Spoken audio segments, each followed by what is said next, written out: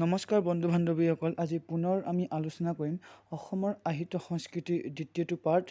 আপোনালোকে হয়তো অসমৰ বিভিন্ন ধৰণৰ প্ৰতিযোগিতামূলক পৰীক্ষাৰ বাবে প্ৰস্তুতি চলাইছে চাগে ন? আহক আজি পুনৰ অসমৰ সাহিত্য সংস্কৃতিৰ বিভিন্ন ধৰণৰ প্ৰতিযোগিতামূলক পৰীক্ষাত আহিবলগীয়া সম্ভাৱ্য আমি কুৱেশ্যন এনচাৰ বিষয়ে আলোচনা কৰিম। আজিৰ প্ৰথমটো প্ৰশ্ন হৈছে অসমীয়া ভাষা সাহিত্যৰ জনক কোন? ইয়াৰ উত্তৰটো হৈছে শ্ৰীমন্ত শংকৰদেৱ। দ্বিতীয়টো কুৱেশ্যন, অসমীয়া ভাষাৰ প্ৰথম কবিতা পুথিখনৰ নাম কি? তাৰ উত্তৰটো হৈছে প্ৰহ্লাদ চৰিত। তাৰ পিছৰ প্ৰশ্ন হৈছে আৱাসনৰ প্ৰথম সম্পাদক কোন আছিল? তাৰ উত্তৰটো হৈছে দীননাথ শৰ্মা। তাৰ পাছৰ কুৱেশ্যনটো হৈছে ভাষা আন্দোলনৰ প্ৰথম শ্বহীদ কোন আছিল? তাৰ উত্তৰটো হৈছে ৰঞ্জিত বৰপূজাৰী। তাৰ পিছৰ কুৱেশ্যনটো হৈছে অসমীয়া সাহিত্যত ৰোমান্টিক যুগৰ আৰম্ভণি কেতিয়াৰ পৰা হয়?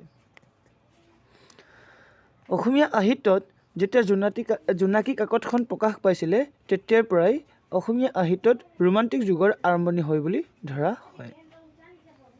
তাৰ পিছৰ কুৱেশ্যনটো বাঁহীৰ প্ৰথম সম্পাদক কোন আছিল? তাৰ উত্তৰটো হৈছে বাঁহীৰ প্ৰথম সম্পাদক আছিল লক্ষ্মীনাথ বেজবৰুৱা। তাৰ পিছৰ কুৱেশ্যনটো হৈছে অসম সাহিত্য সভাৰ প্ৰথম সভাপতি কোন আছিল? অসম সাহিত্য সভাৰ প্ৰথম সভাপতি আছিল কোন? পদ্মনাথ গোহাঁই বৰুৱা। তাৰ পিছৰ কুৱেশ্যনটো হৈছে অসমীয়া ব্যাকৰণক আধুনিক ৰূপ দিওঁতা প্ৰথম ব্যক্তি কোন? তাৰ উত্তৰটো হৈছে হেমচন্দ্ৰ বৰুৱা। তাৰ পাছৰ কুৱেশ্যনটো অসমীয়া ৰোমান্টিক সাহিত্যৰ ঘূৰি ধৰোঁতা বুলি কাক কোৱা হয়? এতিয়া অসমীয়া ৰোমান্টিক সাহিত্যৰ ঘূৰি ধৰোঁতা বুলি আমি চন্দ্ৰকুমাৰ আগৰৱালাক কোৱা হয়। তাৰ পিছৰটো কুৱেশ্যন অসমীয়া সাহিত্যৰ প্ৰথম বুৰঞ্জী খনৰ নাম কি?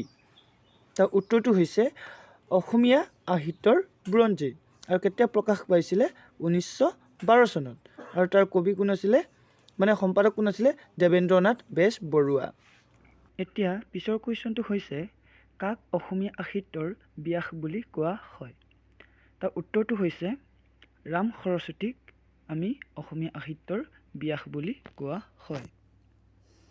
তাৰ পিছৰ কুৱেশ্যনটো হৈছে অসমীয়া ভাষাৰ প্ৰথম মিনি আলোচনীখনৰ নাম কি? তাৰ উত্তৰটো হৈছে বিন্দু। তাৰ পাছৰ কুৱেশ্যনটো হৈছে সাহিত্য একাডেমী পুৰস্কাৰ পোৱা প্ৰথম অসমীয়া গল্প সংকলনখনৰ নাম কি? তাৰ উত্তৰটো হৈছে গোলাম। তাৰ সম্পাদনা কোনে কৰিছিলে? সৌৰভ কুমাৰ চলিহাই।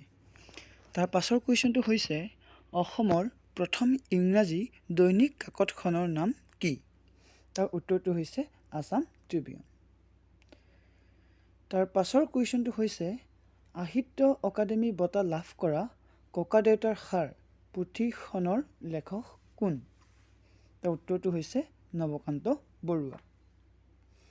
তাৰ পিছৰ প্ৰশ্নটো হৈছে কেৱল মহিলাৰ বাবে প্ৰকাশিত অসমীয়া বাতৰি কাকতখনৰ নাম কি? তাৰ উত্তৰটো হৈছে উৰুলি।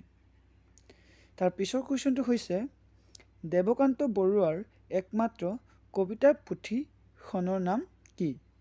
তাৰ উত্তৰটো হৈছে সাগৰ দেখিছা। তাৰ পাছৰ কুৱেশ্যনটো হৈছে অসম সাহিত্য সভাৰ প্ৰতীকটো কোনে আঁকিছিল? তাৰ উত্তৰটো হৈছে যুগল দাস। তাৰ পাছৰ কুৱেশ্যনটো হৈছে ৰাষ্ট্ৰপতি পদ্মশ্ৰী উপাধি পোৱা প্ৰথম অসমীয়া মহিলাগৰাকীৰ নাম কি? তাৰ উত্তৰটো হৈছে নলিনীবালা দেৱী।